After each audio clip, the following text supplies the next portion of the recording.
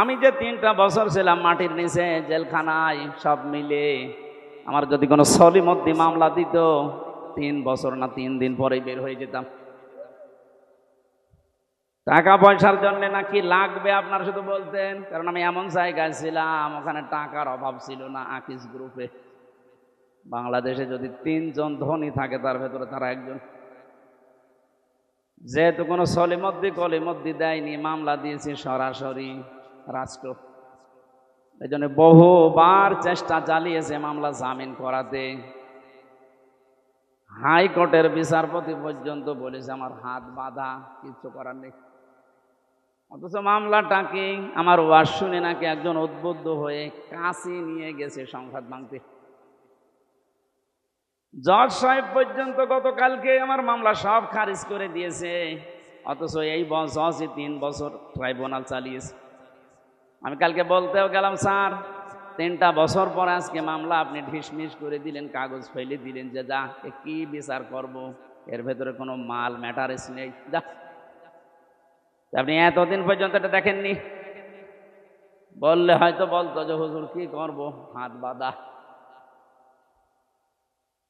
বিচার ব্যবস্থাটা একটু ইঙ্গিত দিলাম, বাকি জায়গাগুলো যে কত দুর্নীতিগ্রস্ত হয়েছিল তার প্রমাণ দেশের সব চাইতে বড় মসজিদের ইমাম পর্যন্ত পালিয়েছে। যে দেশের কেন্দ্রীয় মসজিদের ইমাম পর্যন্ত পালিয়ে যায়, বাকিগুলো আর বলার অবকাশ রাখে? কোথায় পৌঁছিয়েছিল?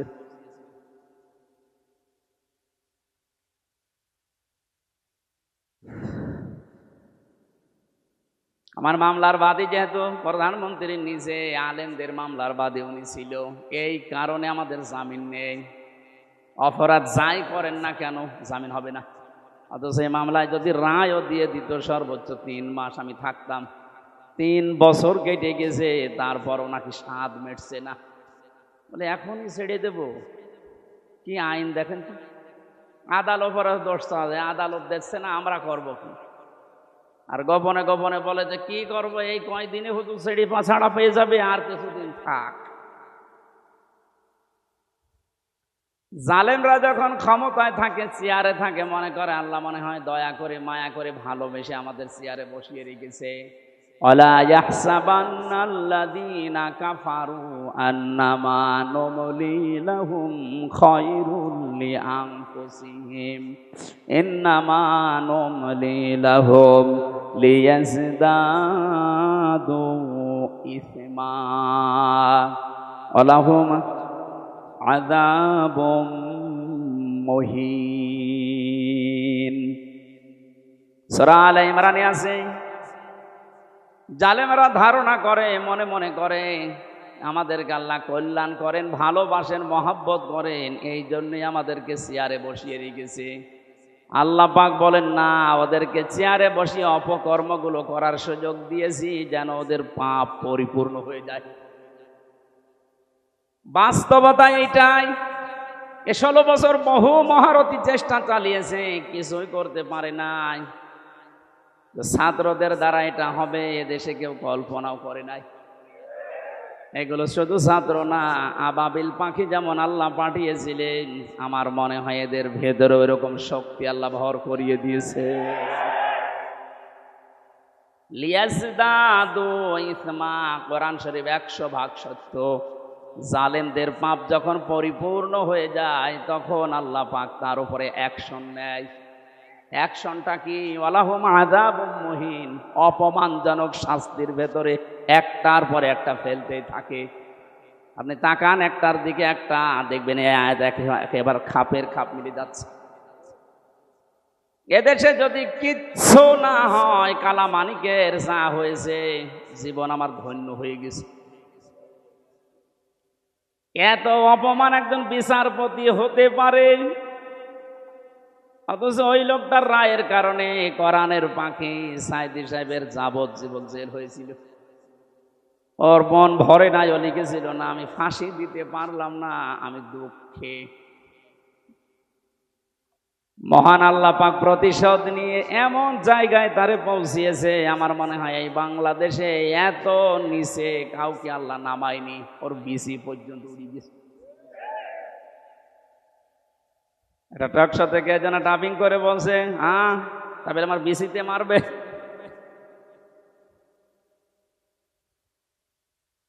যারা যারা এই জুলুমের সাথে সম্পৃক্ত ছিল, আমি তো অন্যগুলোর কারণে হয়নি, যাদের কারণে হয়েছে এদেরকে যেন ছাড় দেওয়া না হয়।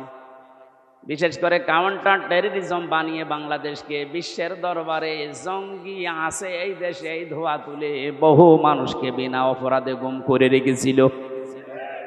এই মনিরুল, আসাদুজ্জামান, ডিসি মান্নান,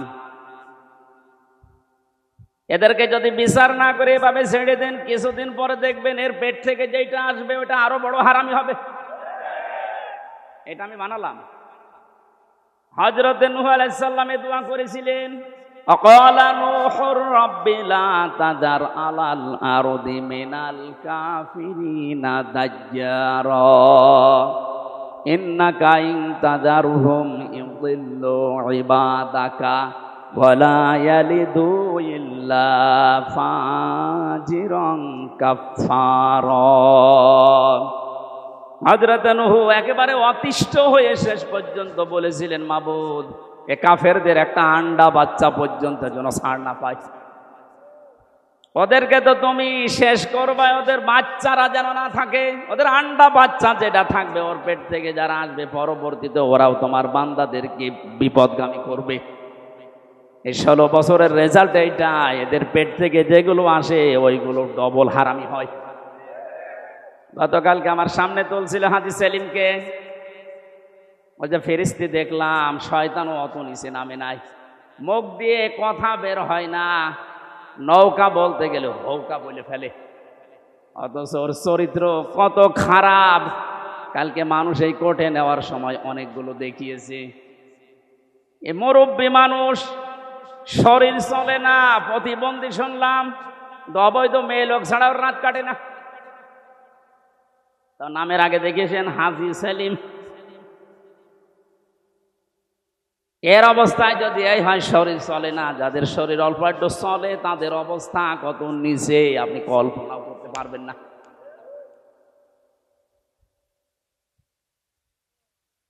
আমি যেটা বোঝানোর জন্য পর্যন্ত এসেছি, জালেমদের কোনো ছাড় আল্লাহ যখন দেয়নি, আমি অত দরদ দেখানোর দরকার নেই।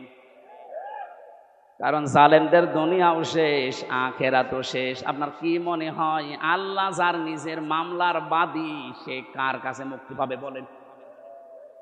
আল্লাহ নিজে রায় দেবেন, নিজে বিচারপতি, নিজেই বাদী, ওর আর মাপ পাওয়ার, ক্ষমা পাওয়ার, ছাড় পাওয়ার কোন সম্ভাবনা আছে? জালেম যারা ছিলেন তাদের দোসর যারা দুনিয়াও শেষ করে ফেলেছেন, আখিরাত তো শেষই। ওয়ায়াবগুনা ফিল আরদি বিগাইরিল হক, 2 নম্বরে আল্লাহ মামলা দেবে, কেস করবে তাদের বিরুদ্ধে। এই ভালো করে শুনুন, আল্লাহ নিজে মামলা দেবে, কেস করবে, অভিযোগ দায়ের করবেন 2 নম্বরে তাদের বিরুদ্ধে, যারা পৃথিবী শান্ত হয়ে যাওয়ার পরে আবার বিশৃঙ্খলা তৈরি করার জন্য বিদ্রোহ করে। এই 5 তারিখের পর থেকে এই 3 তারিখ পর্যন্ত যেটা 7-8 বার হয়ে গেল, সংখ্যালঘু নাম দিয়ে হিন্দুদের দিয়ে চালিয়েছিল, কিন্তু হালে পানি দেয়নি। এক কথা বলে না কেন? এরপরে আনসারদের দিয়ে, তাও মানেনি। এদেশের জনগণ এবং ছাত্ররা সজাগ ছিল, এজন্য সব বলে দিয়েছে যে আমাদেরকে এগুলো করাচ্ছে, আপনি করতে গেলেন কেন? দেশটা তো বেশ শান্তই হয়ে যাচ্ছে। এদেশকে উপরে তোলার জন্য কিছু করার দরকার নেই, শুধু এই দরবেশের মতো যারা টাকা পাচার করেছে এই টাকাগুলো নিয়ে আসেন, এমনি দেশ দাঁড়িয়ে যাবে। 36,000 কোটি টাকায় দরবেশের, অথচ পদ্মা সেতুই মাত্র 32,000 কোটি টাকা লেগেছে। ও টাকাগুলো আসলে ওরকম সেতু আরেকটা বানানো যাবে। দরবেশের অবস্থা যদি এই হয়, বাকি যেগুলো দরবেশ না, ধরবেশ, তাদের অবস্থা কি বলেন তো? আমি কয়েকদিন আগেও বাইরের কয়েকটা রাষ্ট্র ঘুরে আসলাম, ওদের যে বেগম পাড়া দৃশ্য দেখলে চোখ কপালে উঠে যাবে, কি করেছে কি তারা।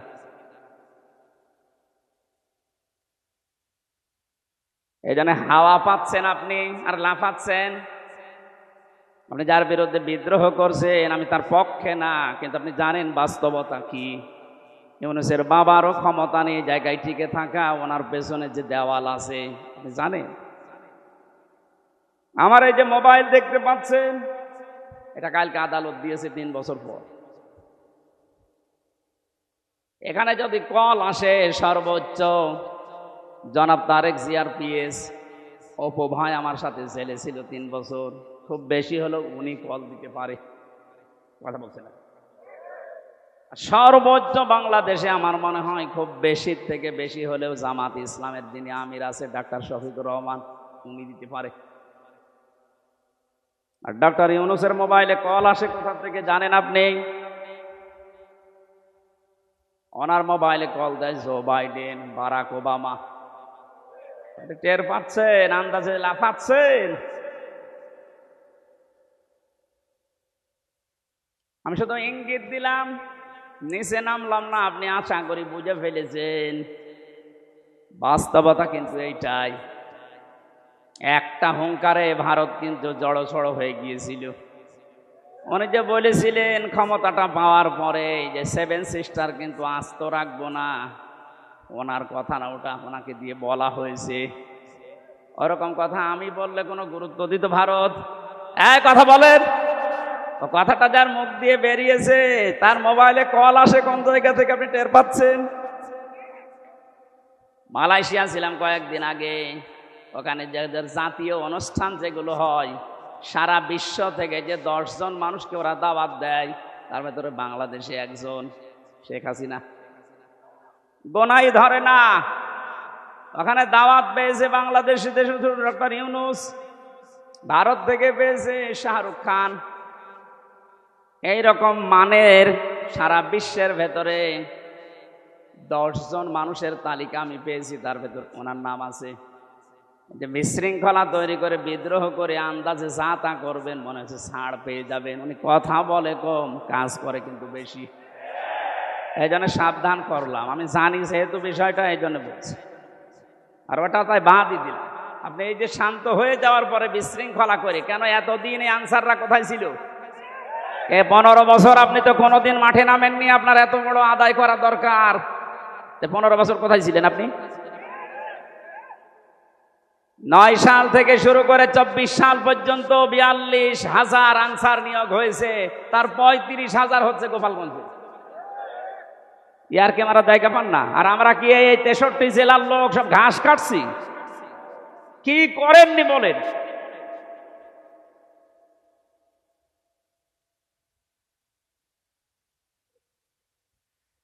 আমি বললাম না আল্লাহ এমনিতেই ধরেনি। পাপ যখন পরিপূর্ণ হয়ে গেছে আল্লাহ বলেন ইন্না বাতশা রাব্বিকা লাশাদীদ, আমার ধরা বড় শক্ত ধরা। আমি যদি সত্যিই কাউকে ধরি, ফেরাউনকে আল্লাহ স্বৈরাচারী হওয়ার কারণে ধরেছিল। ও কিন্তু শেষ পর্যন্ত বলেছিল আন্নাহু লা ইলাহা ইল্লাল্লাজি, ইল্লাল্লাহ বলতে পারে নাই। তাফসিরে মুফাসসির লিখেছেন কাবীরের ভেতরে আল্লামা ফখরুদ্দিন রাজি, তিনি বলেন ফেরাউন যখন লা ইলাহা ইল্লাল্লাহ বলতে পারে নাই, ইল্লাল্লাজি পর্যন্ত বলতেছিল, ফেরেশতা জিবরাইল এসে মুখে কাঁদা দিয়ে দিয়েছে। এখান থেকে একটা শিক্ষা আছে।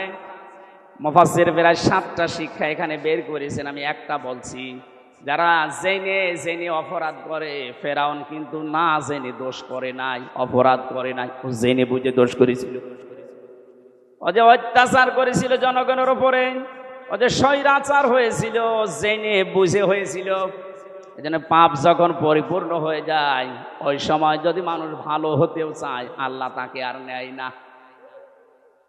যেন আপনাদেরও শিক্ষা নেওয়া লাগবে। পাপ যদি আমাদের পরিপূর্ণ হয়ে যায়, অনেকে মনে করে যা করে করি শেষে একবার হজ করে ভালো হয়ে যাব। আপনার হজ বরাতে থাকলে তো এমন ভাবে আল্লাহ ধরবেন, চোখের পলক পড়ানোর সময় দেবেন না।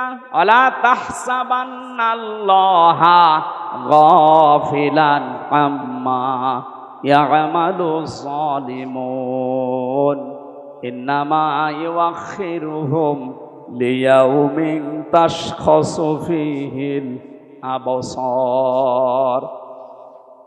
সূরা ইব্রাহিমের 42 নম্বর আয়াতে আছে, আল্লাহ পাক বলেন, নবী আপনি কি মনে করেন যে জালেমদের সম্পর্কে আমি কোনো খোঁজ রাখি না?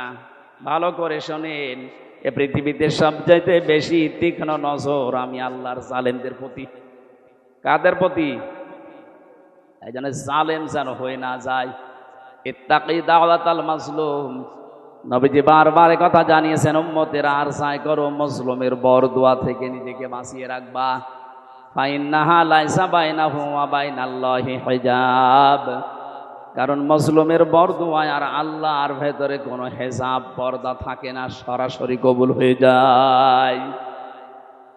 মাটির নিচে যখন আমার চোখ কালো কাপড় দিয়ে বেঁধে, হাত পেছনে হ্যান্ডকাপ দিয়ে বেঁধে রেখে, পায়ে ডান্ডা বেড়ে দিয়ে, মাথায় দড়ি দিয়ে 11 ঘন্টা টাঙিয়েছিল, এত অসহায় মনে হচ্ছিল মাটির ওই নিচের ঘরে, যেহেতু আসি নিচে মজলুম অবস্থায় অসহায়, মন থেকে বলেছিলাম, আল্লাহ যা যা করছে আমি বিশ্বাস করি নবীর কথা 100 ভাগ সত্য, তোমার কথাও 100 ভাগ সত্য, তুমি দয়া করে আমাকে কিছু দেখিও।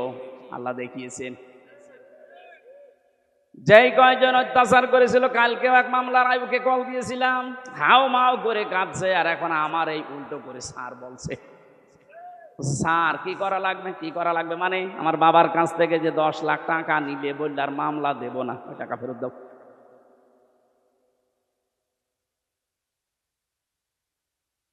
পাপ এমন পর্যায়ে পৌঁছিয়েছে, আমার নিজেরটাই বললাম, বাকি ওই যে ছোট হুজুর যেটা রফিকুল মাদানি আমার সাথে ছিল 2 মাস, আমার বলছে, হুজুর আমি তো ছোট মানুষ, আমার সাথে যা করেছে বলার মতো না। রাত 12:30টার সময় আমারে নিয়ে গেছে হাতির চিলে, 2 পাশের রাস্তা ব্লক করে দিয়ে পুরা উলঙ্গ করে, এক টুকরা কাপড় আমার শরীরে রাখে নাই, একটা সিগারেট আমার হাতে ধরিয়ে দিয়ে একটা উলঙ্গ অর্ধ উলঙ্গ মেয়ে লোক কোথা থেকে যেন নিয়ে আসলো, পাশে দাঁড় করিয়ে দিয়ে ছবি তুলছে, বলছে এইটা কালকে ছেড়ে দেব, মানুষ জানবে যে পিসকে হুজুর কেমন। বলছে, হামজা ভাই আমি যেহেতু ছোট মানুষ, ওদের তুলনায় মেয়েটা আমার পাশে দাঁড়িয়েছে, ওর মাথা পর্যন্ত আমি না, এত লম্বা মেয়ে মানুষ। যতগুলো এসআই ছবি তুলছিল অট্ট হাসিতে সব ফেটে পড়ছে। একজনকে ভাই বললাম যে আমি তো অসহায়, আপনি যা করছেন এগুলোকে হারুন স্যার জানে, যে হারুন আঙ্কেল জানে না মানে উনি তো করাচ্ছে। উনি মাঝে মাঝে রিমান্ডে এসে যে সুন্দর সুন্দর টকিং করতো, এত সুন্দর কথা বলতো ফেরেশতার মতো, আর উনি আমার এই অপমান করার জন্য এত দূর নেমেছে। অসহায় হয়ে চোখের পানি ফেলে বললাম, মাবুদ তুমি সত্য, আমি জানি যা করছে তুমি দেখতে পাচ্ছ, অন্তত দুনিয়ায় তুমি আমার চোখে দেখিও যে হারুনের কিছু হয়েছে। আল্লাহ দেখায়নি, আল্লাহ যে দেখিয়েছে 3 ইঞ্চি। কথা বল, মহিলারা পর্যন্ত এখন 3 ইঞ্চি, সব মুখে সিকিউরিটি গেছে, কোথায় নামিয়েছে আল্লাহ দেখেন। তারপরে তো এখনো লুকিয়ে আছেন, বাইরে যদি জনগণ পায় পিটিয়ে মেরে ফেলবে। যে কয়টারে পাচ্ছে, কেউ ডিম মারছে, কেউ পানি মারছে, কেউ কেক মারছে।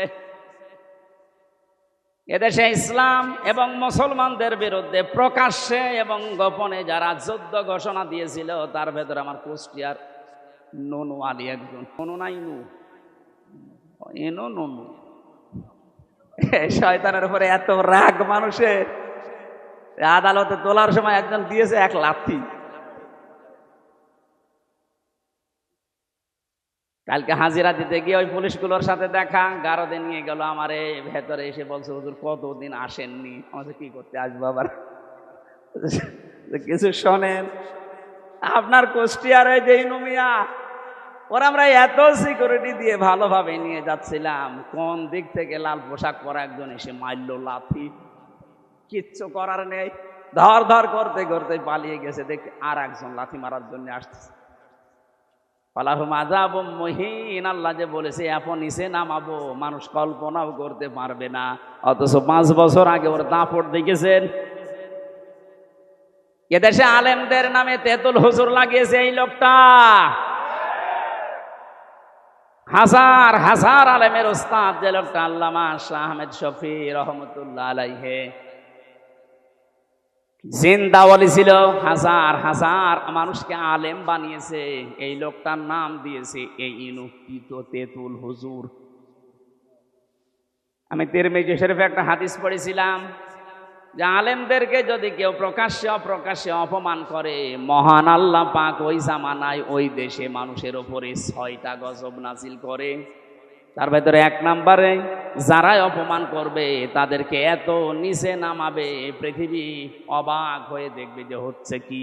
এটার যে বাস্তব প্রমাণ, মানে ইনুকে দেখলাম আর এই কালামানিককে দেখলাম।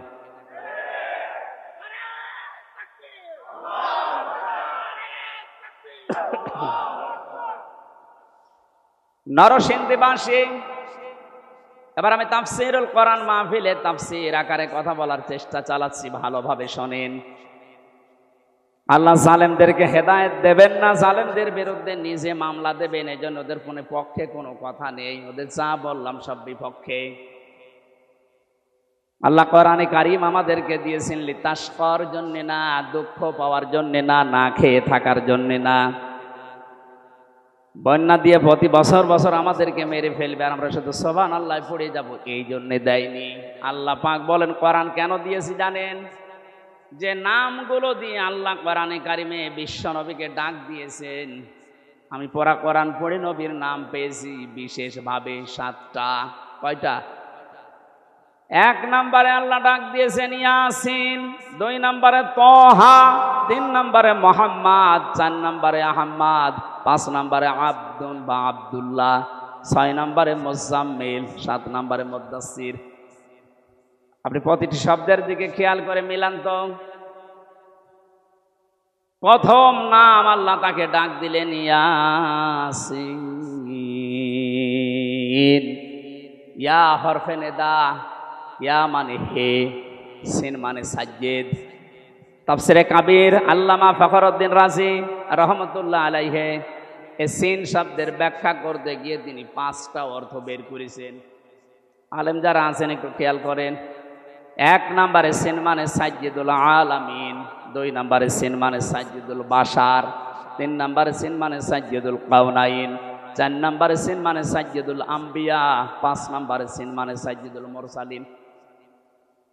আমি কি কাহিনী শুরু করব? আমি তো কোরআনে কারিম দিয়ে ব্যাখ্যা করছি। আল্লাহ পাক বলেন যে 5টা নামে ডাক দিলাম। এ 5টি অর্থের ভেতরে মুফাসসিরিন ইকরাম প্রায় 27টা বিষয় তারা এখানে ব্যাখ্যা দিয়েছেন। 1 নম্বরে নবীকে সাজ্জেদুল আলামিন এ নামে ডাকার কারণ কি? আলম মানে এই পৃথিবী, এই জগৎ, আর আলামিন মানে জগৎ সমূহ। এ পৃথিবীর কোন মানুষ যদি এই ধারণা করে যে আমি এই পৃথিবীতে বাস করব না, আমি বাস করব মঙ্গল গ্রহে, চাঁদের দেশে, আল্লাহ পাকের নবীকে ওই জায়গাও বাস করলে আপনাকে আদর্শ নেতা মানা লাগবে। এই শব্দটা শোনার পরে কারো যদি মন খারাপ হয়, আমি এবার ব্যাখ্যা করছি। এতানাজ্জালুল আমরু বাইনাহুন্না, সূরা তালাকের ভেতরে আছে প্রত্যেকটি জগতে আল্লাহর বিধিবিধান নাজিল হচ্ছে। যেখানে যেরকম সৃষ্টি আছে ওই সৃষ্টির জন্য আল্লাহর বিধান ওই রকম। এই পৃথিবীতে যেহেতু আমরা মানুষ, আমাদের জন্য জীবন চালাতে যা লাগে আল্লাহ এইরকম বিধিবিধান দিয়েছেন এই কোরআনে। কথা বুঝতেছেন? কিন্তু বিশ্ব নবীর ক্ষেত্রে সাজ্জেদুল আলামিন দিয়ে জানিয়েছেন শুধুমাত্র এ দুনিয়া না, শুধুমাত্র মঙ্গল গ্রহ না, শুধুমাত্র চাঁদের দেশ না, যত জগৎ আল্লাহ বানিয়েছেন যেখানে আপনি বসবাস করেন না কেন, ওখানে নবী বাদ দিয়ে অন্য কাউকে আপনি মানতে পারবেন না। শব্দটা শুনতে যত ছোট মনে হচ্ছে, বিষয়টা অত ছোট না। আজ কথাটা উল্টিয়ে ডাইভার্ট করার জন্য মানুষ বলে হুজুর এটা রাজনীতি। কিসের রাজনীতি? এই বিষয়টা যদি কালো ক্লিয়ার না থাকে, এই কোন দিকে তাকিয়ে আছে, এটা যদি কারো ক্লিয়ার না হয়, সে মরণের পরে ধরা খাবে। আল আদাবুল মুফরাদের 6 নম্বর হাদিসের ভেতরে 3 নম্বর পয়েন্ট আছে। এটা পৃথিবীতে যে মানুষগুলোর আদর্শ নেতা মুহাম্মদুর রাসূলুল্লাহ ছিল না, ওই লোকটা বিনা হিসাবে বিনা বিচারে জাহান্নামে যাবে। এটা তো আমি বানালাম নাকি? হ্যাঁ, মরণের পরে এটা তো আপনারা মানেন যে 3টা প্রশ্ন করা হবে, মার রব্বুকা মা দীনুকা মান হাজার রাজুল। এই কথা বলছেন এখানে। যে লোকটা বলবে রব্বি আল্লাহ, আমার রব আল্লাহ, দীনুন আল ইসলাম, আমার জীবন ব্যবস্থা ইসলাম, যখনই নবীকে সামনে নিয়ে বলা হবে মান হাজার রাজুল, তখন কি বলবেন? আপনি যদি বলতে পারেন হাজা নাবিয়ুনা মুহাম্মাদুর রাসূলুল্লাহ, এটা বলতে হলে অবশ্যই তার আদর্শ দুনিয়ায় আপনাকে মানায় লাগবে, মাস্ট বি। কথা বলেন না কেন? আমি সহ এখানে যারা বসে আছে ছোট বড় অধিকাংশ মানুষ আমরা জানি ইয়াসিন এই সূরা পড়লে 10 খতম কোরআন শরীফ পড়ার সওয়াব হয়। এটা জানেন না? মাস্ট বি সওয়াব হবে, কিন্তু এর ভেতরে 83টা শিক্ষা আছে। এগুলো যদি আপনার প্র্যাকটিক্যাল লাইফে থাকে তখন সওয়াব পাবেন। আপনি মন মতো পড়ে গেলেন, একটাও ভেতরে নেই, উল্টারও গোনা পাবেন। কারণ যে ব্যক্তি এলেম অনুযায়ী আমল করে না, ওই লোকটা শিরিক করে। এই কথা বলছেন এখানে। যে লোকটা তার এলেম অনুযায়ী জ্ঞান অনুযায়ী কাজ করে না, সে কি করে? শিরিক। বলেন বলেন। আর শিরিক করলে তার জন্য জান্নাত হারাম। আপনি একটা কথা যদি ভুল প্রমাণ করতে পারেন, আমি আর কথা বলবো না, কিন্তু কথা যদি বিশ্বাস হয় তাহলে মেনে নেওয়া লাগবে। আজকে থেকে সিদ্ধান্ত নিয়ে বাড়ি যান, যতদিন বেঁচে আছি মুহাম্মদুর রাসূলুল্লাহ বাদ দিয়ে অন্য কাউকে আমি আদর্শ মানি না, মানব না। একমত আছেন কারা দেখি? লিল্লাহি। এই আন্দাজে হাত তুলে কিন্তু ধরা খাবে। এটা কিন্তু বাস্তবে নিয়ে যাওয়া লাগবে। রবি বাদ দিয়ে আমি কাউকে নেতা মানি না। এবার হাত তুলে। এই আপনি হাত নামান, আপনার দরকার নেই। আপনি মানতে পারবেন না আমি জানি, আপনি এতটুকু দিয়েছেন। আমি আপনাকে বাঁচার জন্য বলছি ভাই, আমি খেলা করার জন্য এখানে বসে। এটা যদি দুনিয়ার সাথে শুধু শেষ হয়ে যেত, এই যে কোরআন শরীফ আমার সামনে, জীবনেও বলতাম না। এর সম্পর্ক রিলেটেড সব আখিরাতের সাথে। কারণ মানুষকে আল্লাহ মরণের পরে যখন বিচার করার জন্য তুলবেন, এক একজনকে তুলবেন আলাদা আলাদা ভাবে তার নিজের সামনে, নাকি 10 লক্ষ একবারে? অনেকেই বলে না কিয়ামতে আমার বাবা যান লক্ষ লক্ষ মুরিদ নিয়ে আসবে মিছিল দিতে দিতে। হে নবী, আপনি জানিয়ে দেন কিয়ামতে প্রতিটি মানুষকে আমার সামনে আমি দাঁড় করাবো বিচার করার জন্য, স্রেফ একা একা। কয়জন করি? বলেন বলেন। নরসিংদীবাসী কোরআনে আয়াত শোনার পরে নিজের প্র্যাকটিক্যালটা একটু মিলান তো। আমি সহ যারা এখানে বসে আছি, কিয়ামতে কিন্তু প্রতিটি মানুষকে আল্লাহ তার নিজের সামনে দাঁড় করাবেন, কেউ থাকবে না, স্রেফ একা একা। মাঝে মাঝে একা থাকুন থাকি ভাবি, আল্লাহ তুমি যদি বলো হামজা 2024 সালের আগস্ট মাসের 31 তারিখ পর্যন্ত তোরে মাফ করে দিলাম, যা। শুধুমাত্র সেপ্টেম্বরের 1 থেকে 3 দিনের হিসাব দিয়ে তুই জান্নাতে চলে যা। আমার যা বাস্তবতা, আমার তো মনে হয় 3 দিনের হিসাব দেওয়া আমার দ্বারা সম্ভব না। আপনারা পারবেন না? আপনারা পারবেন?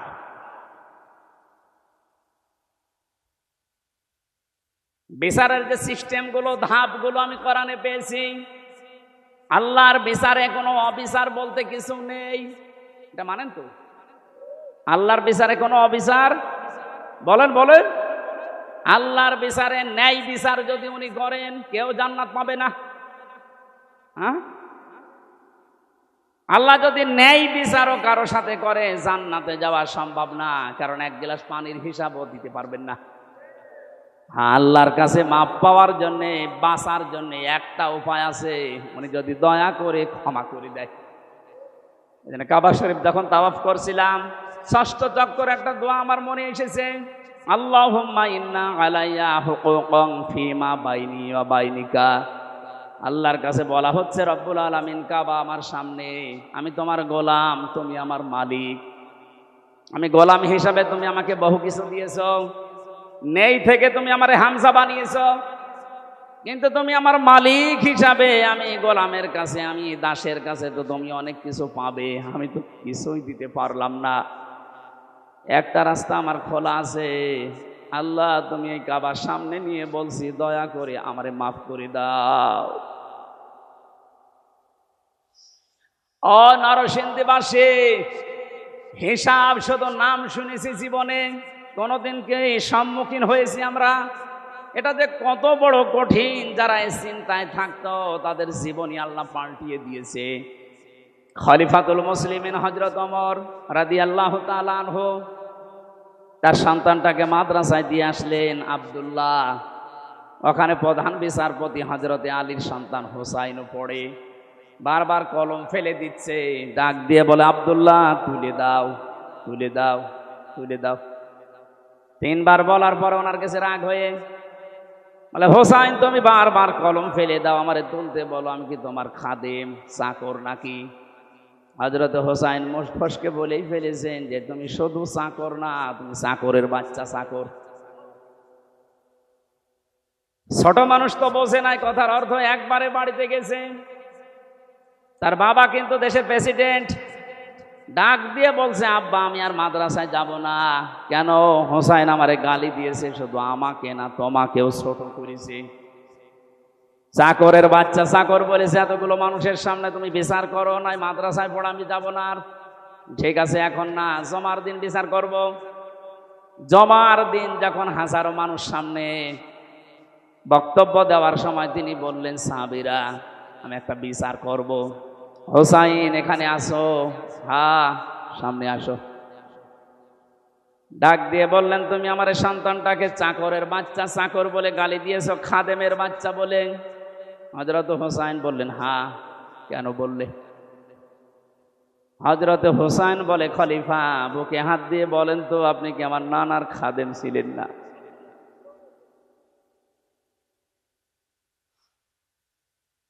হযরত ওমরের কথা বন্ধ হয়ে গেছে। ডাক দিয়ে বলে হোসাইন হ্যাঁ আমি তো এভাবে ভাবিনি, আমি তো খাদেমই ছিলাম, কিন্তু তুমি কি এই কথাটা লিখে দিতে পারবা? কাগজ কলম নিয়ে আসেন। ছোট মানুষ তো, যেই কাগজ না খাজুরের পাতা নিয়ে এসেছে, উনি লিখে দিলেন ওমর আমার নানার খাদেম ছিল, আমি দেখেছি, ইতি হোসাইন ইবনে আলী। সই করে দিলাম। কাগজটা হাতে নিয়ে হযরত ওমর চুমা খেলেন। ডাক দিয়ে বলে নবীর সাহাবীরা বিচার হয়ে গেছে। হযরত হোসাইন তো ছোট মানুষ, বলে আব্বা বিচারই শুরু করলে না, কি করে হয়ে গেল? হযরত ওমর বলে সন্তান আমার, যে বিচার করেছি এটা দুনিয়া না আখিরাতের কাজে লাগবে। আমি যখন মারা যাব এই কাগজটা আমার কাফনের ভেতরে দিয়ে দিও। ময়দানে মাহশারে আল্লাহ যখন আমাকে তুলবে স্রেফ একা একা,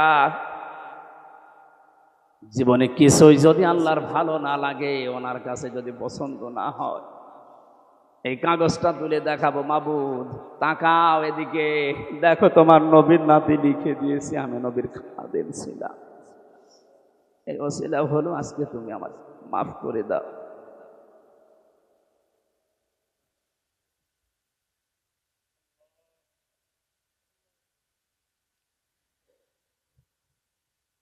শুধু শুনেছি কিয়ামত, এটা বাস্তবতা এখন অনুধাবন করেননি। এটাতে কত বড় কঠিন বিষয়। বিশ্ব নবী নিজে প্রতিদিন 100 বার করে বলতেন আল্লাহ তুমি আর যাই করো আমার হিসাবটা তুমি সহজ করে দিও। আকাশের তারকা দেখতে পান, নবীজি জানিয়েছেন কেউ যদি আকাশের তারকা গণনা করে একদিন হয়তো শেষ করে ফেলবে। কিন্তু হযরত ওমর 26 বছর বয়সে মুসলমান হয়ে কয়েক বছরে যত নেকির কাজের আঞ্জাম দিয়েছে, কিয়ামত পর্যন্ত কেউ যদি হযরত ওমরের নেকি গণনা করে কোনোদিন শেষ হবে না। এ দুনিয়াতে জান্নাতের গ্যারান্টি পেয়েছে জীবিত অবস্থায় 10 জন, তার ভেতরে হযরত ওমর 2 নম্বরে। জান্নাতের দরজাগুলো তাকে ডাকতে থাকবে। এত বড় জায়গায় তিনি আছেন, এত বড় পাওয়ারফুল মানুষ। অথচ কিয়ামতে আল্লাহর সামনে দাঁড়াবে কি নিয়ে, এই নিয়ে চিন্তায় আছে। আমরা কোথায় আছি? কোরআনে কারিম জানাচ্ছে, এদিকে তাকান, ভ্যান যাচ্ছে। যাতে ভ্যান দেখেননি, মাহফিলের পরে আমি 10 মিনিট সময় দেব, ভ্যান দেখে বাড়ি যাবেন। কি বলবো দোস্ত? আমি একটা গুরুত্বপূর্ণ বিষয় আপনাকে আমি আহ্বান জানাচ্ছি, আর আপনি ওইদিকে ভ্যান দেখতে তাকিয়ে আছেন। আমার তো মনে হয় এই রাস্তা দিয়ে যদি এখন পরিমণি হেঁটে যায়, যে সব জড়িয়ে দেবে। কোরআন জানাচ্ছে সূরা মারিজ, ওয়ালা ইয়াসআলু হামিমুন হামিমান ইউবাসসিরুনহুম ইয়াওয়াদ্দুল মুজরিমু লাউ ইয়াফতাদি মিন আযাবি ইয়াউমিযিম বিবানি। আল্লাহ পাক বলেন, ওই কিয়ামতে যখন আমি কঠিন সালসালা অবস্থা পয়দা করব, দৃশ্য দেখে সন্তান লজ্জা স্থান লাগবে না, পেট ফেটেই বের হয়ে পড়ে যাবে। পাগলের মতো মানুষ ছোটাছুটি করতে থাকবে, বন্ধু বন্ধুর পরিচয় না দিয়ে পালাবে, অথচ একজন আর একজনের সাথে দেখা হবে তাও পরিচয় দেবে না। মানুষ নিজেকে বাঁচাতে এত ব্যতিব্যস্ত হয়ে পড়বে, শেষ পর্যন্ত নিজের আদরের সন্তানকে মুক্তিপণ হিসাবে দিতে চাইবে। বাংলার মুসলমানেরা, এটা যে বাস্তবতা কত কঠিন। আমি যখন জেলখানায় বসে বসে আয়াতগুলো পড়েছি, যে বিবানী সন্তানকে মানুষ নাকি মুক্তিপণ দিতে চাইবে, আমি নিজের সাথে মিলিয়ে দেখলাম না, এই আয়াতটা মিলছে না আমার সাথে। তখন আমার মেয়েটা 1 বছর বয়স ছিল, এখন ওর 4 বছর, ফারিহা জান্নাত। মাঝে মাঝে ওর কথা কল্পনায় নিয়ে এসে ভাবতাম, আল্লাহ, ওর প্রতি তুমি আমার ভালোবাসা মহব্বত এত বেশি পয়দা করে দিয়েছো। আল্লাহ রসুলের পরে এই পৃথিবীতে এখনো পর্যন্ত আমার এই ছোট মেয়েটা আমার কাছে আদরের। অথচ আল্লাহ বলছে কিয়ামতে ফারিহাকে, হামজা আমাকে বলবে, আল্লাহ দিয়ে দিলাম, আমাকে বাঁচাও, এটা বলবে।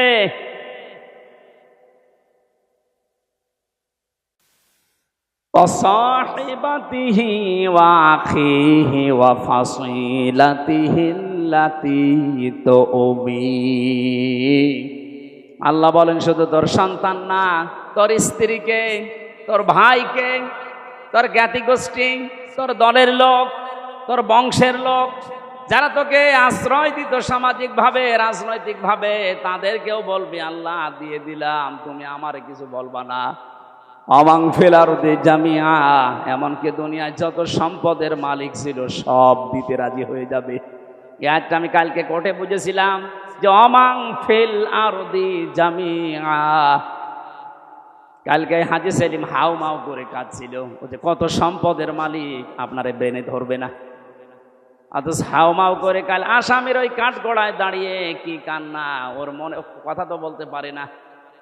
আমার মনে হচ্ছে যদি কথা বলতে পারতো সঠিকভাবে, বলতো, বিচারপতি যা লাগে আমার সম্পদের সব নিয়ে যান, আমার এই অপমান থেকে বাঁচান। আল্লাহ ওইটা তুলে ধরেছেন, অমাং ফিল আরদি জামিয়া। ও দুনিয়ার যত স্থাবর অস্থাবর সম্পদের মালিক ছিল বলবে আল্লাহ সব দিয়ে দিলাম, হুম্মায়ুজি, এরপর আমাকে বাঁচান। আল্লাহ সব জবাব দিচ্ছেন আয়াতের পরে, কাল্লা ইন্নাহা লাযা, কখনোই না, একটাও নেওয়া হবে না, তোরে আমি লাজাই দেব। কোথায় লাজাই দেব তোরে? লাজা কি? জাহান্নামের যে 7টা দরজার নাম আছে, হোতামা, হাবিয়া, সাকার, সাঈর, জাহিম, জাহান্নাম আর লাজা, একটা দরজার নাম। এ ভুলটা নিরসন করা দরকার, অনেকে জানেন না। জাহান্নাম কয়টা বলেন তো? একটা। জান্নাত একটা, কিন্তু এদের স্তর আলাদা। জাহান্নামের স্তর দরজা 7টা, আর জান্নাতের স্তর আমি কোরআনে পেয়েছি 100টার উপরে। প্রশ্ন আসতে পারে, সেই 1 থেকে পড়ছি যে জান্নাত 8টা, জাহান্নাম 7টা। না, কোরআনে কারীম জানিয়েছে লাহা সাবাতু আবওয়াব লিকুল্লি বাবিম মিনহুম জুজউম মাকসুম। সূরা হিজরের 44 নম্বর আয়াত 14 নম্বর পারার 3 নম্বর পৃষ্ঠা 7 নম্বর লাইনে আছে। আল্লাহ পাক বলেন জাহান্নামের দরজা 7টা। জাহান্নামের দরজা কয়টা বলেন বলেন? লিকুল্লি বাবিম মিনহুম জুজউম মাকসুম। পৃথিবীতে যে যেই ধরনের অপরাধ করেছে তাকে আল্লাহ ওই দরজা দিয়ে প্রবেশ করাবে। আদালত তো আমি দেখলাম কালকে একটা, কিন্তু যেই ধরনের আসামি তাকে ওই আদালতে নিয়ে বিচার করা হয়। স্কুল আমরা দেখি একটা স্কুল 10টা ক্লাসরুম 1 থেকে 10 পর্যন্ত পড়ানো হয়। যে যেই ক্লাসে পড়ে ওই দরজা তার জন্য নির্ধারিত আছে না নেই? ক্লাস 3-তে পড়ে ও 7-এ যে ক্লাস করতে পারবে। দুনিয়াতে আপনি যেই ধরনের অপরাধ করবেন আল্লাহ কিয়ামতে ওই ধরনের দরজা দিয়ে জাহান্নামে আপনাকে প্রবেশ করাবে। এখানে যেটার নাম আছে এটা 3 নাম্বার, এর নাম লাজা। নাম কি বলেন বলেন? এই লাজায় আল্লাহ দেবের কাদের? এখানে 3টা গুণের নাম আছে, একটু মিলান তো নিজেদের সাথে। আমাদের ভেতরে যদি এই গুণগুলো থাকে আমরা কিন্তু অলরেডি জাহান্নামে লাজা যে দরজা এর উপযুক্ত হয়ে আছি। 1 নম্বরে আল্লাহ পাক বলেন নাযাআতাল লিশাওয়া। এটা এক কঠিন ভয়ঙ্কর জায়গায় লাজাটা, ওর ভেতরে প্রবেশ করলে আগে চামড়া খসে যাবে। শুনতে যত সহজ মনে হইল বাস্তবতা কি অত সহজ? পৃথিবীতে এমন কোন ঘর আছে যে ঘরে ঢুকলে চামড়া উঠে যায় না?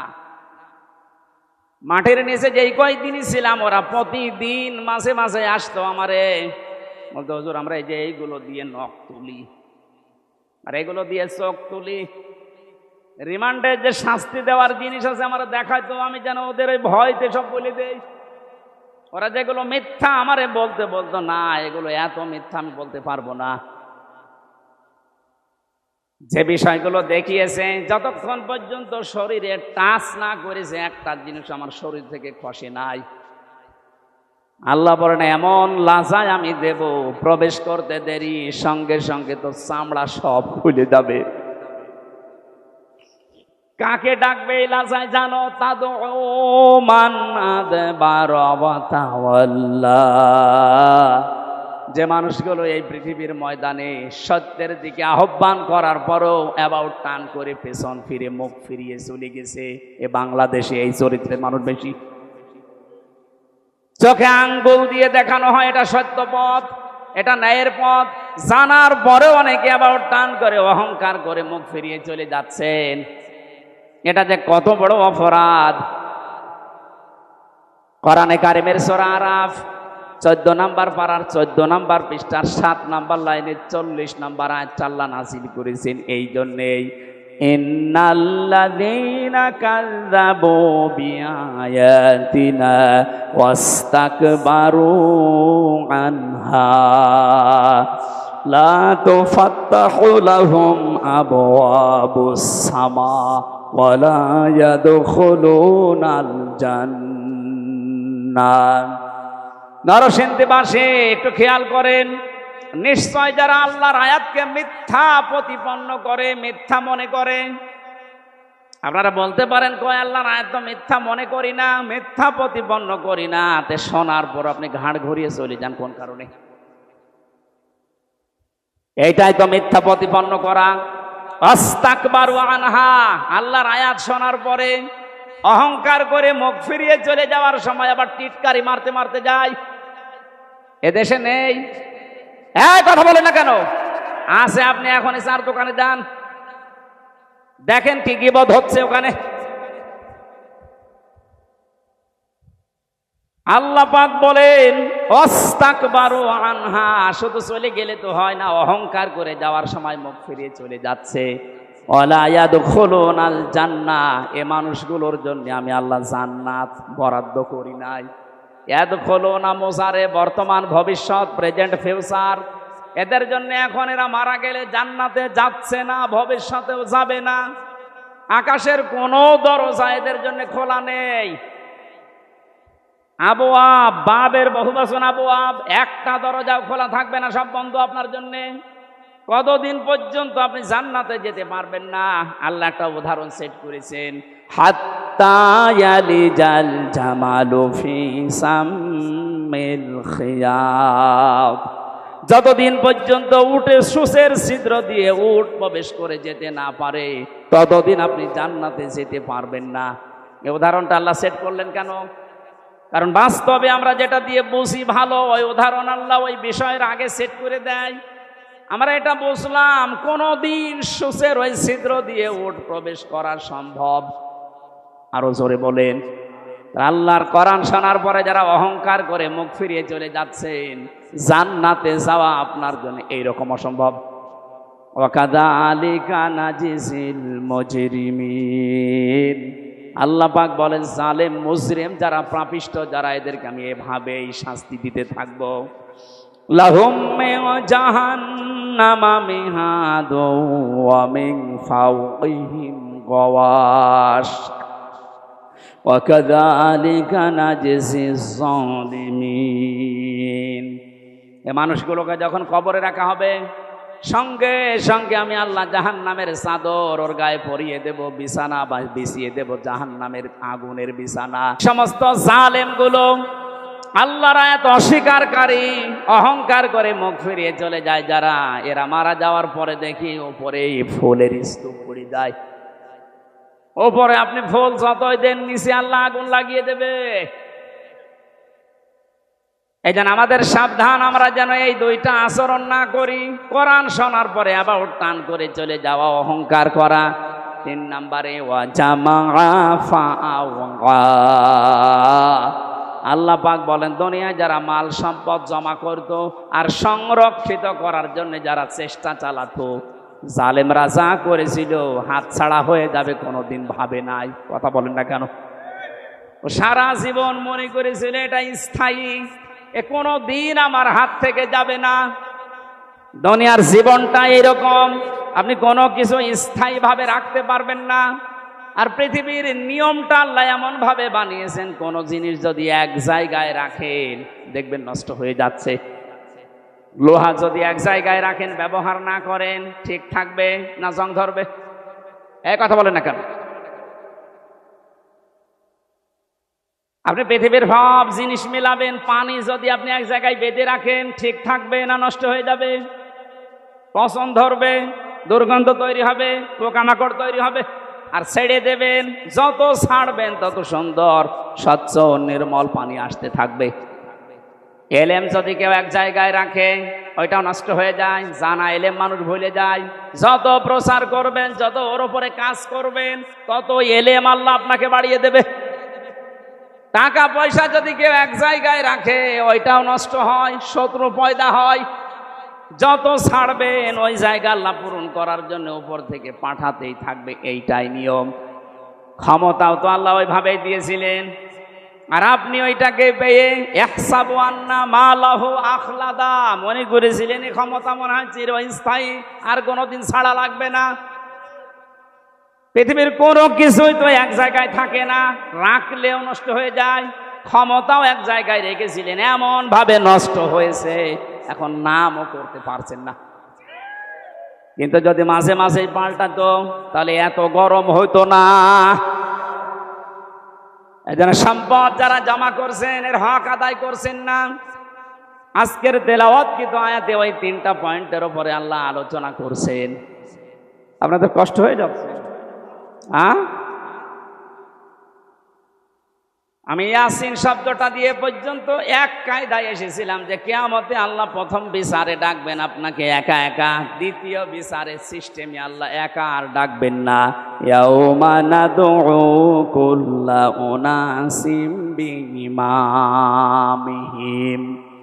রব্বুল আলামিন বলেন কিয়ামতে দ্বিতীয় বিচারের সিস্টেমে ধাপে প্রতিটি মানুষকে আমি আল্লাহ ডাক দেব তার নেতার সাথে। এই একটু বসেন, এই বিষয়টা আগে ক্লিয়ার করি। কিয়ামতের প্রথম বিচারে আল্লাহ ডাকছেন আপনাকে একা ধাপে ধাপে, দ্বিতীয় ধাপে আপনাকে আর একা ডাকবে না, এবার ডাকবে আপনার নেতার সাথে। কার সাথে বলেন বলেন? আগে নেতা, এরপরে কর্মী। এ তথ্যটা সূরা বনী ইসরাইলের 72 নম্বর আয়াতের প্রথম অংশে আছে। প্রথমে আপনাকে আল্লাহ ডাকবে না, এবার ডাক দেবে আপনার নেতাকে, এরপরে আপনাকে। অবিবেকবান মানুষেরা নিজের কাছে এবার প্রশ্ন করেন তো, আপনি যারা আদর্শ মেনে চলেন, যাকে নেতা বলে মানেন, ওকে যদি আল্লাহ কিয়ামতে আগে ডাকে, এরপরে আপনাকে, আপনার কি মনে হয় যে আল্লাহ ওর সিরত ওর চরিত্র ওইটা দেখে আপনাকে মাফ করে দেবে? হ্যাঁ, এখনই বলছেন না, আপনি তো ধরা খাবেন।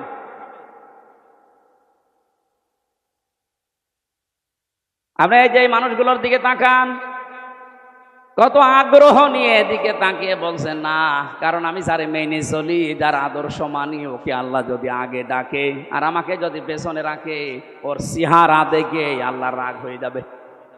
কথা বলেন না কেন? ওর চেহারা দেখে যদি আল্লাহর রাগ হয়ে যায়, তো পেছনে আর তাকাবে না, ওরে সেখানে দেবে, আপনারাও দেবে ওখানে। এই জন্যই বলছে আদর্শ ঠিক করা লাগবে এক্ষুনি। বাড়ি যেয়ে ঠিক করবেন না, এক্ষুনি সিদ্ধান্ত নিয়ে যান। ইয়াসিন বলে আল্লাহ যাকে ডাক দিলেন, তাকে ছাড়া দুনিয়া আমি আর কাউকে আদর্শ মানি না। আমি জানি যারা ঠিক বলছেন, এ কথার অর্থ বোঝেননি। এটা বাস্তবে যদি আপনি নিয়ে যেতে পারেন, এ মাহফিল সাকসেস হবে। যে 7টা নামে ডাক দিয়েছেন রসুলকে, কোনো অপমান, কোনো অপদস্থ না খেয়ে থাকবেন না, মায়ের খাবেন না, কেউ চোখ রাঙানি দেবে না। যে কথাগুলো আল্লাহ জানিয়েছিলেন, তহা মা আনজালনা আলাইকাল কুরআনা লিতাশকা, যে ব্যাখ্যাটা দিয়েছি অল্প সময়ে, আল্লাহ আমাদেরকে সহজ সরল ভাবে বুঝে মানার তৌফিক দিন, যেন কোনোদিন মুহাম্মদুর রাসূলুল্লাহ বাদ দিয়ে অন্য কাউকে আমি না মানি। মেনে নিতে পারবেন তো? সূরা আরাফের একটা মাত্র আয়াত পড়েছি, তাও 4 ভাগের 1 ভাগ। আমি যতটুকু পারছি সামনে থেকে কথা বলার চেষ্টা করছি। 156 নম্বর আয়াত। হযরতে মুসা আলাইহিস সালামের জামানায় তিনি আল্লাহর কাছে দেখা করতে গিয়েছিলেন, তার এলাকার 40 জন নকিব নিয়ে, প্রতিনিধি নিয়ে। ওখানে ঘুরে আসার পরে বিশাল ঘটনা তাফসিরে আছে। আমি শিক্ষার জন্য 3টা বিষয় বেছে নিয়েছি। আল্লাহ রাব্বুল আলামিনকে তিনি বললেন, ওয়াকতুব লানা ফি হাদিহিদ দুনিয়া হাসানা ওয়া ফিল আখিরাতি ইন্না হুদনা ইলাইক। হে আল্লাহ, তুমি আমাদের জন্য দুনিয়ার হাসানা লিখে দাও, আখিরাতের হাসানা লিখে দাও। হাসানা না হাসিনা? হাসিনা মানে সুন্দরী, আর হাসানা মানে কল্যাণ। একজন দেখলেন দোয়া করছে, রব্বানা আতিনা ফিদ দুনিয়া হাসিনা। হাসিনা না হাসানা? হে আল্লাহ, তুমি আমাদেরকে দুনিয়ার হাসানা লিখে দাও। কেন আল্লাহ অক্তব দিলেন? কাতাবা একতব মানে কেন দিলেন? কাতাবা ছাড়াও তো অনেক শব্দ আছে, ফারজুন আছে, ফারজুন না দিয়ে কাতাবা দিলেন। আমি যদি এই জমিটা আজকের মুরব্বীকে বলি, এটা আমার জমি, 2 বিঘা জমি আপনাকে দিয়ে দিলাম, জান, এ মুখের কথার কোনো দাম আছে? কথা বলেন না কেন? এটা যদি সই স্বাক্ষর করে দলিল বানিয়ে একেবারে লিপিবদ্ধ করে বললাম যে এই নেন, ওটা দাম নেই। আল্লাহ এমন শব্দ দিয়েছেন, খুব গুরুত্বপূর্ণ একটা শব্দ। হযরতে মুসা বলেছিলেন, মাবুদ তুমি লিখে দাও, অক্তুব লানা, আমাদের জন্য, ফি হাদিহিদ দুনিয়া হাসানা, দুনিয়ার হাসানা। এখন দুনিয়ার হাসানা কি? আমি 1টা 2টা না, প্রায় 42টার উপরে তাফসিরের সাথে মিলিয়েছি যে দুনিয়ার হাসানা কারে বলে। পড়া কোরআন শরীফ এবং হাদিস আমি যতটুকু পড়েছি, দুনিয়ার হাসানা হিসাবে পেয়েছি আমি 10টা বিষয়। কয়টা? এই 10টা বিষয় যদি আপনি দুনিয়ায় পান, তাহলে দোয়া করলে মনে করবেন কবুল হয়েছে। এখানে অনেক মানুষ আমরা আছি, 5 ওয়াক্ত নামাজের পরে দেখি হাত তুলে মোনাজাত করে। এমনকি কাবা শরীফের রুকনি ইয়ামিনি থেকে হজরে আসওয়াদ, এই জায়গাটা যখনই পার হয়, লক্ষ লক্ষ হাজিরা এই দোয়াটা পড়ে, রব্বানা আতিনা ফিদ দুনিয়া হাসানা। পড়ে না? 16 সালে আমি বুঝি নাই, 18 সালে বুঝি নাই, এই যে 24 সালে জেলখানা থেকে বের হওয়ার পরে গিয়েছিলাম, এবার আমি বুঝেছি যে এর ভেতরে কি আছে। এত মানুষ কেন এই দোয়া করছে, আল্লাহ দুনিয়ায় হাসানা, কল্যাণ, স্বস্তি, শান্তি, নিরাপত্তা। 99টা অর্থ আছে হাসানার। তাফসিরের ভেতর থেকে সামারাইজ করে করে আমি 10টা এনেছি। হযরত ইবনে মাসউদ থেকে হাদিসটা বর্ণিত। তিনি বলেন, কেউ যদি এই রব্বানা আতিনা ফিদ দুনিয়া হাসানা, হে আল্লাহ দুনিয়ায় হাসানা দাও, আর এই দোয়া যদি আল্লাহ কবুল করে থাকেন, দুনিয়ার জীবনে আল্লাহ তাকে 10টা জিনিস দান করবেন। জোরে বলেন সুবহানাল্লাহ। 1 নম্বরে দুনিয়ার হাসানা হচ্ছে, আপনি যদি কারোর সাথে কথাবার্তা বলেন, আপনি যে ধর্মের লোক হন, যদি কথাবার্তা বলেন, আপনার কথা হবে মার্জিত, নরম। এই বিষয়টা অনেকের ভেতরেই নেই। বিশ্ব নবীকে আল্লাহ জানিয়েছিলেন, ফাবিমা রহমাতিম মিনাল্লাহি লিনতা লাহুম ওয়ালাউ কুনতা ফাজ্জান গালিজাল কলবি লানফাদ্দু মিন হাওলিকা। হে নবী, আপনার হৃদয় যদি কঠোর হয়ে যেত, তাহলে মানুষজন আপনার কাছে ভিড়তো না। আমি দয়া করে আপনার হৃদয়কে কোমল বানিয়ে দিয়েছি, নরম বানিয়ে দিয়েছি। এই জন্যই তো মানুষ আপনার কাছে আসলে আর যেতে চায় না। অবাস্তবতা, বহু মানুষকে উপরে উপরে আমরা দেখতে পাচ্ছি, কত বড় বড় জায়গায় বসে আছে, কিন্তু হাসানা পায়নি। তাদের আচরণ, তাদের কথাবার্তা, তাদের ব্যবহার, তাদের অ্যাক্টিভিটিস গুলো দেখলে শয়তান পর্যন্ত হাসে। যে যত বড় চেয়ারে থাকবে, তার আচরণ, তার কথাবার্তা, তার অ্যাক্টিভিটিস গুলো তত নরম হওয়া লাগবে, তাহলে এই দোয়া তার জন্য কবুল হবে। কত অফিসে দেখতে পাই আমরা, কর্মচারী যারা আছে, সহকারী যারা আছে, 8 ঘন্টা ডিউটি, 10 ঘন্টা পার হয়ে যাচ্ছে, বাড়ি যাওয়ার কথা মনেই হয় না। অথচ এমনও অফিসার আছে, 8 ঘন্টা ডিউটি, এই কর্মচারীরা মনে হয় যে জাহান্নামে আছে। এই কথা বলছে না। এই যে দোকানদার, এ দোকানে কর্মচারী আছে, 8 ঘন্টা ওর ডিউটি, মালিক এমন ভাবে গালিগালাজ করে, ব্যবহার করে, ও মনে মনে ভাবে আল্লাহ 8টা ঘন্টা পার হবে কখন। আমি এমনও মানুষ পেয়েছি, ঝিনাইদহ জেলার ডিসি পেয়েছিলাম, এসপি পেয়েছিলাম, টিওনও পেয়েছিলাম। ব্যবহার এত সুন্দর, এত মার্জিত, ওর কাছে 8টা ঘন্টা মানুষের কেটে যাওয়ার পরে বের হয়ে বলো, হুজুর স্যারের ব্যবহার এত সুন্দর, 8 ঘন্টা কখন কেটে যায় টের তো পাই না। মনে হয় 10-12 ঘন্টা ডিউটি করলে আমাদের ভেতরে কোনো ক্লান্তি আসে না। জেলখানায় আমরা যারা ছিলাম 3টা বছরের মাঝে, জামাতে ইসলামী বাংলাদেশের শ্রদ্ধাভাজন আমির ডাক্তার শফিকুর রহমান, এই লোকটাকে বাইরে থেকে যে যাই মনে করে, অনেকে মনে করে বাংলা শিক্ষিত মানুষ কি আর কি, আপনি মিশেছেন কোনো দিন? আমি প্রথমে তার সাথে ছিলাম 4 দিন। মানুষ যে এত নরম হতে পারে, অথচ উনি তো আমার মতো হামজা না, সারা দেশের জামাত ইসলামের মতো এত বড় সংগঠনের আমির। তার যে ব্যবহার, তার কোমল যে এত হৃদয়, এত নরম, আমি হাত তুলে বসে আছি, আমার কোনো কান্নার ভাব নেই। অথচ লোকটা হাত তুলতে দেরি হতো, চোখে পানি আসতে দেরি হতো না। মানুষের ব্যবহার এত নরম হতে পারে, মাঝে মাঝে মনে করতাম আল্লাহ জান্নাতি মানুষ যদি আমার মনে হয় কাউকে দেখতে, এই লোকটার দিকে তাকালেই আমার মনে হয় এটা জান্নাতি মানুষ। আমি কোরআনের হাফেজ, আমি তাহাজ্জুদের 12 রাকাতে মাত্র 1.5 ঘন্টা 2 ঘন্টায় আমার শেষ হয়ে যেত। অথচ একটা জেনারেল শিক্ষিত, একটা ডাক্তার, সারা দিন উনি কোর্ট কাছারি করে এসে হাজিরা দিতে হতো। সেই কেন্দ্রীয় কারাগার থেকে, কাশিমপুর থেকে আসতো সদরঘাটে, সারা দিন এই গাড়ি ওর ভেতরে থাকলে এমনি মানুষ সিদ্ধ হয়ে যায়।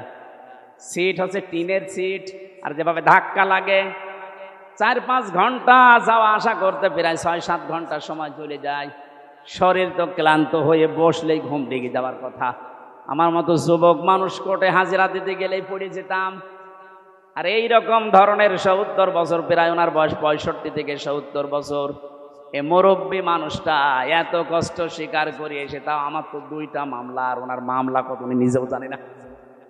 এতগুলো মামলা মাথার উপরে নিয়ে হাসিরা দিয়ে, ওনার ছেলে ছেলে বউ অসুস্থ হয়ে হাসপাতালে, ওনার নিজের দলের লোকগুলো সব পালিয়ে বেড়াচ্ছে, কেউ জেলখানায় ভর্তি হয়ে আছে।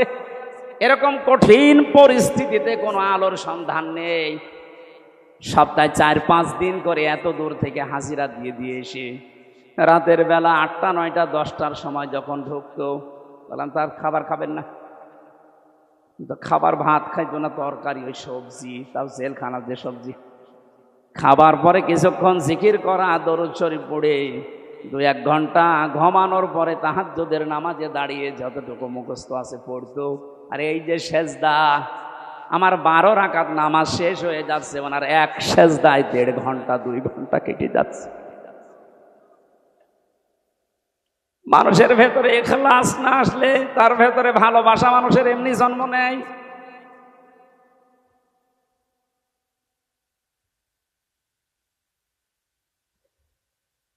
হাসানা দুনিয়ায় আপনি পাননি, আপনার ব্যবহারে মানুষ আপনার থেকে আরো দূরে চলে যায়। কোরআনে কারীম জানাচ্ছে, ওয়াকুলু লিন-নাসি হুসনা। হে নবী, মানুষের সাথে যখন কথা বলবেন হাসি মুখে কথা বলবেন, তাহলে একটা সাদকা দেওয়ার সওয়াব হবে। আল্লাহকে এখানে জানিয়েছে যে মুসলমানদের সাথে যখন কথা বলবেন হাসি মুখে বলবেন। লিন-নাসি লিল মুসলিমিনা দেয়নি। আমরা যারা দুনিয়ার হাসানা কামনা করি, খালি দোয়া করি, আল্লাহ দুনিয়ায় হাসানা দাও, দুনিয়ায় হাসানা দাও, 1 নাম্বারটা তো এখনো পর্যন্ত পেলাম না।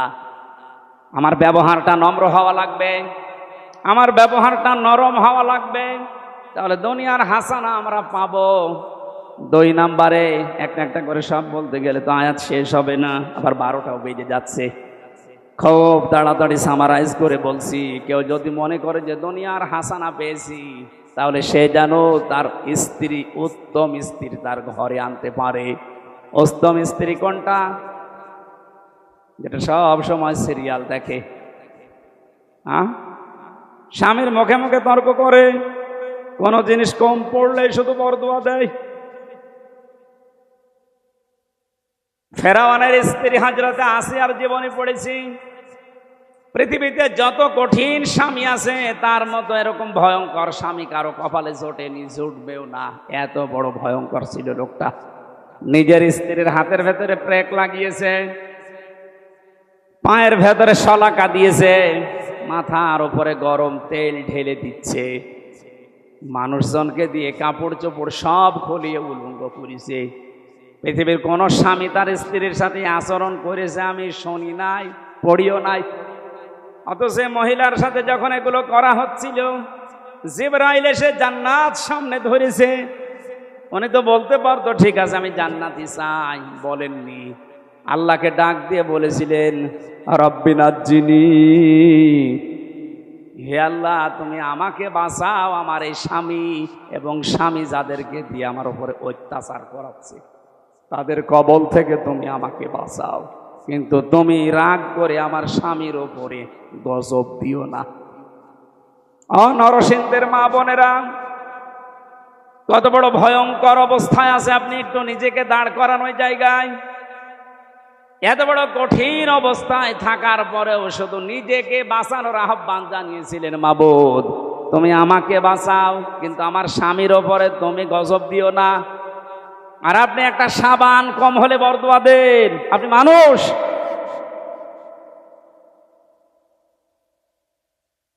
একটা হাদিস মনে পড়ছে,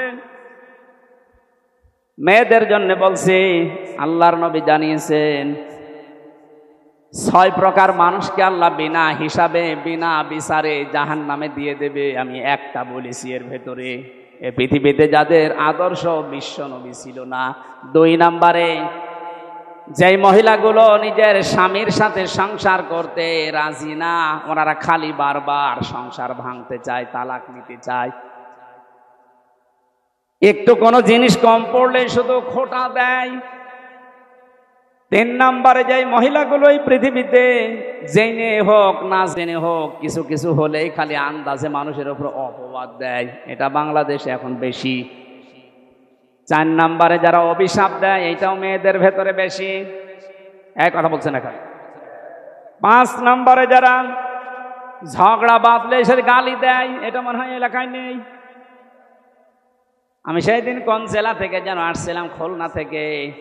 আসার সময় এক বরফ বিক্রেতা, ওই যে আইসক্রিম বিক্রি করে, ওই লোকটা এক বাড়ির পাশে দাঁড়িয়ে 2 মহিলা গালি গালাজ করছিল, সে জনমের গালি, ওইটা আবার ভিডিও করে তুলেছে, তুইলে মাইকে বাজাচ্ছে। আমি গাড়ি দাঁড় করিয়ে বললাম, দাঁড়ান, কি বাজান? বলছে, হুজুর এক মহিলার ঝগড়া, এমন কোনো গালি নেই, আর মনে হচ্ছে 1 মিনিটে 40টা গালি দিচ্ছে। মেয়েরা যারা এসেছেন, যত রাগ হোক গালি নিয়ে আসবেন না মুখে, কারণ মুনাফিক যারা, তাদের 4টা চরিত্র: কথা বললে মিথ্যা বলে, ওয়াদা করলে খেলাফ করে, আমানত রাখলে খেয়ে ফেলে, আর ঝগড়া হলেই গালি দেয়। এলাকায় গালি দেন কার? হাত তোলেন তো। এই ওয়াজ মনে হয় এই এলাকায় করা ঠিক না, কারণ এই এলাকায় গালি নেই। এরপরে যাদের হৃদয় কঠিন হয়ে যায়, ওই যে নরম হৃদয়ের মালিক তো হাসানা পায়, আর যারা হৃদয় আবু সেহেলের মতো কঠিন হয়ে যায়, আমার মাঝে মাঝে এই পয়েন্টটা নিয়ে মনে হয়, আল্লাহ যারা আয়না ঘর বানিয়েছে দুনিয়ায়, তাদের হৃদয় তুমি কি দিয়ে বানিয়েছো? একটা লোককে আপনি 1-2 ঘন্টা, 5 ঘন্টায়, 1 দিন 2 দিন রেখেও তো ছেড়ে দিতে পারতেন। 8 বছর 10 বছর রেখে দিয়েছে, দুনিয়ার মানুষ জানেও না তো বেঁচে আছে মরে গেছে। তাও যদি ওখানে জামাই আদরে রাখতো, তাও তো হয়তো। আমার সাথে যে আলেম ছিল মুফতি ফখরুল ইসলাম, ও ভাই আমারে বলছিল যে আমারে র্যাবে মাটির নিচে নিয়ে এই পায়ের ভেতর দিয়ে হাত দিয়ে ওই যে বড় বড় শিক আছে, ওই শিক ধরিয়ে তালা লাগিয়ে দিয়েছে। শোয়া কি জিনিস আমি কোনোদিন বুঝি নাই। মাঝে মাঝে ভাবতাম, আল্লাহ আমাকে যত শাস্তি দেয় দিক, যদি একটু শুইতে দিত। বাস্তবতা কোথায় গিয়ে ঠিকেছে দেখেন। এমনিতেই যদি বসিয়ে রাখে ওই কবরের মতো জায়গায়, তাই তো পাগল হয়ে যাওয়ার কথা। এরপরে খাবারের যে সিস্টেম, যে খাবারই দিত মনে তো কেউ খেয়ে মনে হয় দিচ্ছে মাকানো খাবার। একটা বাটির ভেতরে 4-5 রকমের তরকারি দিয়ে, ডাল দিয়ে খাওয়া যায়।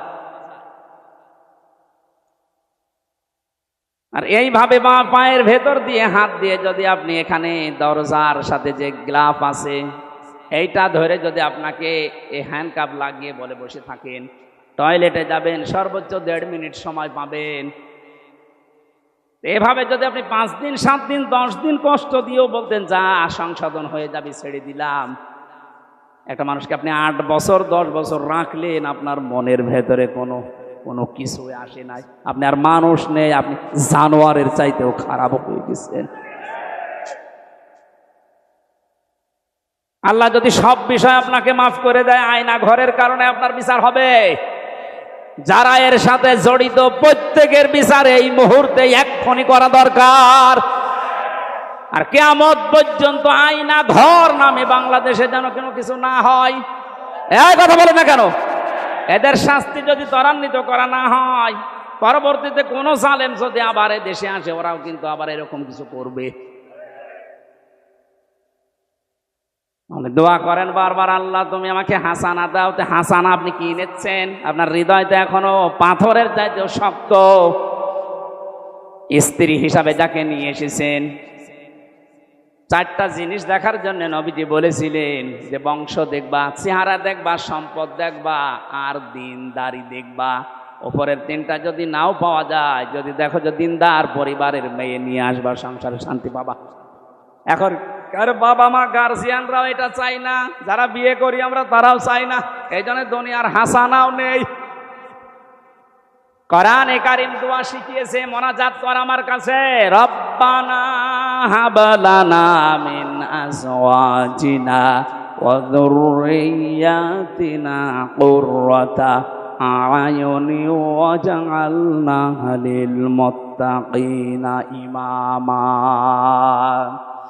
আল্লাহর কাছে মোনাজাতে বলা হচ্ছে, মাবুদ তুমি আমাদেরকে দুনিয়ায় বউ দাও, এমন বউ দাও, এমন সন্তান দাও যাদের দেখলে আমার অন্তর জড়িয়ে যায়। জোরে বলেন আমিন। আখিরাতের হাসানা এতগুলো বলে ব্যাখ্যা করলে সময় লাগছে। অক্তব লানা ফি হাদিহিদ দুনিয়া হাসানা ওয়া ফিল আখিরাহ আল্লাহ আখেরাতে হাসানা দাও। আখেরাতের হাসানা 5টা। কয়টা? আখেরাতের 1 নাম্বার হাসানা হচ্ছে মরণ যেন ভালো হয়।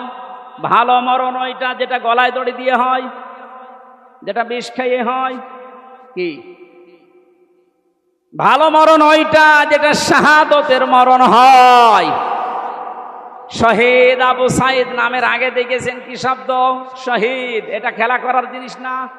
আজ অনেকে টল করে যে বুক পেতে দিল, গুলি খেয়ে শহীদ হয়ে গেল। না, কে বলেছে? দেওয়াল চাপা পড়ে মরলে যদি শহীদ হয়, পানিতে ডুবে মরলে যদি শহীদ হয়, সাপে কেটে মরলে যদি শহীদ হয়, জালেমের সামনে, জুলুমের সামনে বুক পেতে জীবন দিয়ে গেল, শহীদ হবে না? মানে শহীদ আবু সাইদ 100% বিশ্বাস করবেন আপনিও শহীদ, কারণ জালেমের জুলুমের সামনে জীবনটা দিয়ে গেছে। এই কারণে আপনি এখনো পর্যন্ত এই পারমিশন ছাড়া কথা বলতে পারছেন। আগস্টের 5 তারিখের আগে এতগুলো মানুষ পারমিশন ছাড়া এই জায়গায় বসে থাকা সম্ভব হতো? 14 জনের কাছে পারমিশন নেওয়ার পরেও এখানে আসতে দেয় না। আর 5 তারিখের পরে ডক্টর মোহাম্মদ ইউনূস একবারে ঘোষণা দিয়েছে, অন্যান্য ধর্মের মানুষেরা যেভাবে ধর্ম পালন করে, এদেশে কোরআন প্রচারে কোনো মহারথীর কাছে অনুমতি নেওয়ার প্রয়োজন নেই। কিচ্ছু না হোক, পরাধীন থেকে অন্তত এই স্বাধীনতার সুখটা তো পেয়েছেন, যে আমার ধর্মের কথা বলতে, ধর্মের কথা শুনতে অন্তত কোনো জালেমের কাছে পারমিশন নেওয়া লাগবে না। এন্না হুদনা ইলাইকা, আমরা আল্লাহর দিকে ফিরে যাব। একটা একটা করে অর্থ বললে অনেক সময় লেগে যাচ্ছে। 12টার পরে কথা বলা ঠিক না, এরপরে তাহাজ্জুদ পড়া লাগবে, ফজরের নামাজ, কালকে আছে সাতক্ষীরা। আমি আজকের মতো আয়াত শেষ না করে, শেষ হচ্ছে না, শেষ হতে অনেক সময় লাগবে, আমি শেষ করে দিচ্ছি। আপনারা আগে আগে তুলবেন, এলাকায় কোনো জায়গায় নিয়ে আসলে এসার পরে তুলে দেবেন, রাত 10টা 10:30টায় যেন শেষ হয়ে যায়। মালয়েশিয়াতে মিজানুর রহমান আজহারি ভাই আমার মালবার বলছিল, হামজা শরীরকে ঠিক রাখা লাগবে, সর্বোচ্চ 1-1.5 ঘন্টার বেশি কথা বলা যাবে না, রাত 9:30 থেকে 10টায় যেন অনুষ্ঠান শেষ হয়ে যায়। আল্লামা সাইদি সাহেবের মতো আমরা এই সিস্টেমটা চালু করতে চাই, আপনারা সাহায্য করবেন। আগামীতে নিয়ে আসলে এসার পরে সর্বোচ্চ তুলে দেবেন, অত বক্তা রাখার দরকার নেই, যদি রাখেনি ওদেরকে দিয়ে করাবেন। এই জন্য আশা করছে আগামী থেকে আয়াতটা শেষ করার জন্য তাফসীর আকারে কথা বলতে গেলে একটু সময় লাগে। আগামীতে কোনো জায়গায় আসলে আমার এই ব্যবস্থা করবেন। আল্লাহুম্মা আমিন। লা ইলাহা ইল্লা আনতা সুবহানাকা ইন্নী কুনতু মিনাজ জালিমিন। মাবুদ, নরসিংদী জেলার রায়পুরা থানা কোরআনে কারিমের আয়োজন করতে গিয়ে যারা শ্রম দিয়েছে এদেরকে তুমি কবুল করো।